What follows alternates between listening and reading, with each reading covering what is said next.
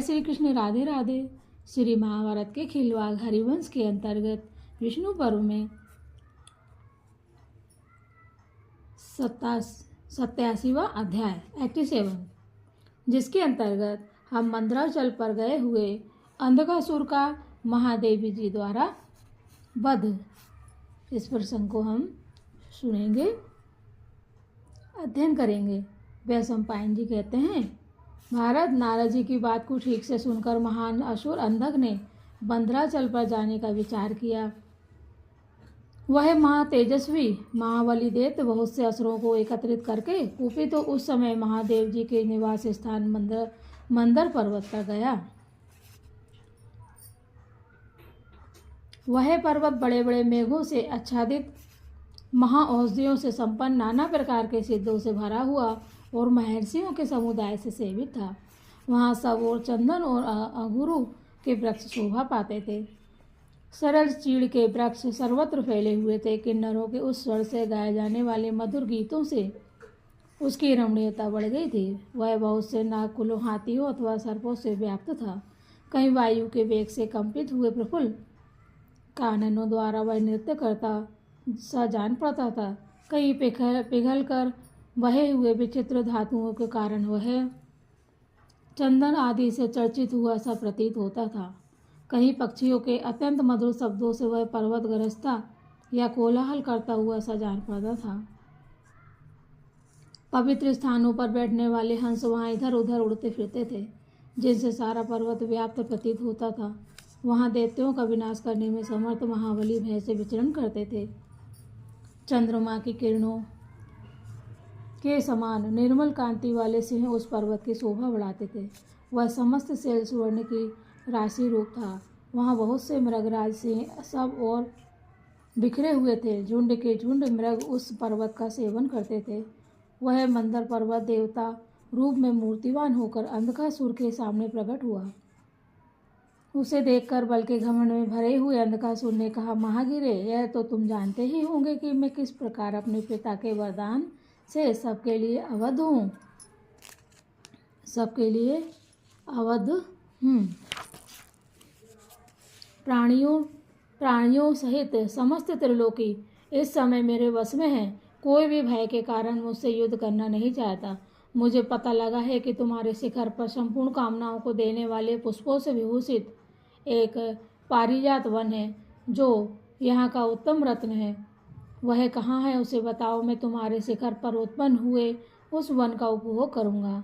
मेरा मन उसमें जाने के लिए उतावला हो उठा। तुम कुपित होकर मेरा क्या कर लोगे? मुझे ऐसा कोई पुरुष नहीं दिखाई देता जो मेरे द्वारा पीड़ित होने पर तुम्हारी निश्चित रूप से रक्षा कर सके। उसके ऐसा कहने पर मंदराचल का वह अधिष्ठाता देव वहीं अंतर्ध्यान सा हो गया।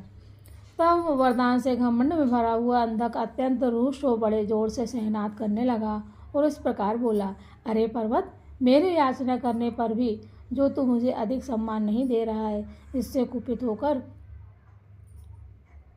मैं तुझे अभी चूर्ण किए देता हूँ। देख ले मेरा बल।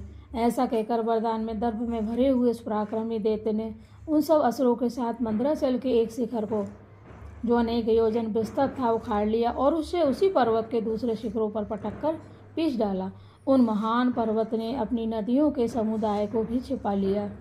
उसकी परिस्थिति को समझकर भगवान रुद्र ने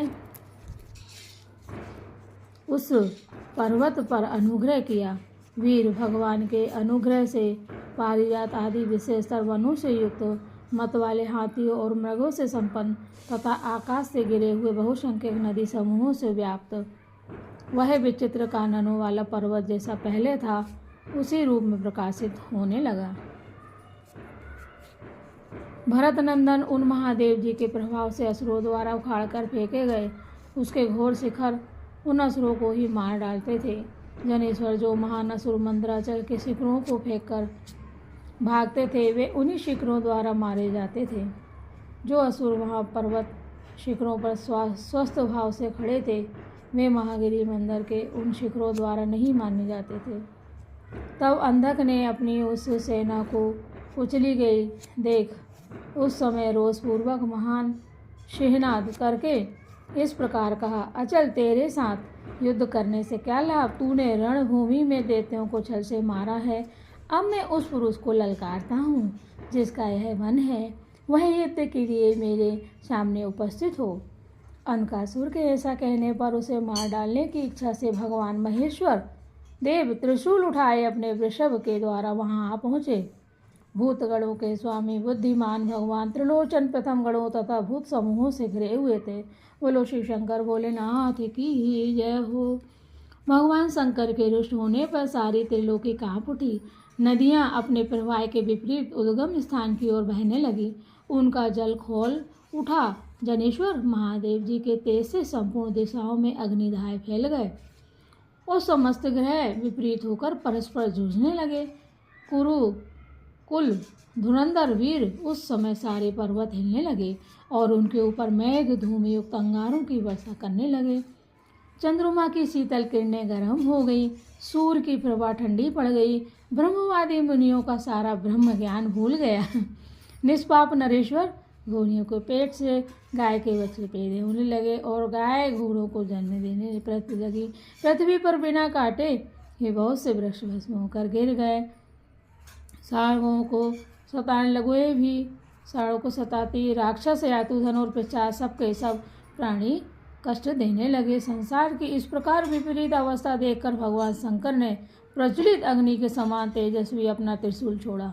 यानी कि सब विपरीत स्थितियां जो नहीं होना चाहिए उस तरह की स्थितियां निर्मित हुई तो भगवान श्री शंकर ने प्रज्वलित अग्नि के समान तेजस्वी अपना त्रिशूल छोड़ दिया।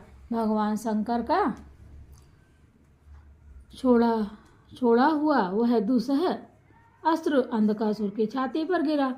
उसने साधुओं के लिए कंटक रूप भयंकर अंधकासुर को जलाकर भस्म कर दिया। तदंतर समस्त देवगण और तपोधन मुनि जगत के शत्रु अंधकासुर के मारे जाने पर भगवान शंकर की स्तुति करने लगे। नरेंद्र देवताओं की धुमधुमियां बज उठी। आकाश से फूलों की वर्षा होने लगी। वो तीनों लोगों के प्राणियों ने निश्चित होकर संतोष की सांस ली। उस समय देवगंधर्व गाने और अप्सराएं नाचने लगी। ब्राह्मण लोग वेदों का जाप स्वाध्याय तथा यज्ञों का अनुष्ठान करने लगे। ग्रह स्वाभाविक स्थिति में आ गए। नदियां पहले के समान बहने लगी। जल में आग का जलना बंद हो गया और सारी दिशाएं प्रसन्न हो गईं। पर्वत श्रेष्ठ मंदराचल अपने संपूर्ण तेज की वृद्धि होने के कारण परम शोभा से संपन्न हो पुनः पूर्ववत प्रकाशित होने लगा। सबके प्रभु उमा सहित भगवान शंकर इंद्र आदि देवताओं को धर्मतः सर्वत्र घूमने फिरने योग्य बनाकर पारिजात वन में विहार करने लगे। बोलो शिव शंकर भोलेनाथ की जय हो। इस प्रकार श्री महाभारत की खिलवाड़ हरिवंश के अंतर्गत विष्णु पर्व में अंधक वध विषयक 87वां अध्याय 87 अध्याय पूरा हुआ। जय श्री कृष्ण। राधे राधे। ओम देवकी सुत गोविंद वासुदेव जगतपते देहि मे तन्यं कृष्ण त्वामहे शरणं गता। हे श्री कृष्ण, हम सब आपकी शरण में हैं। हम सबके ऊपर कृपा बनाए रखें। जय श्री कृष्ण। राधे राधे।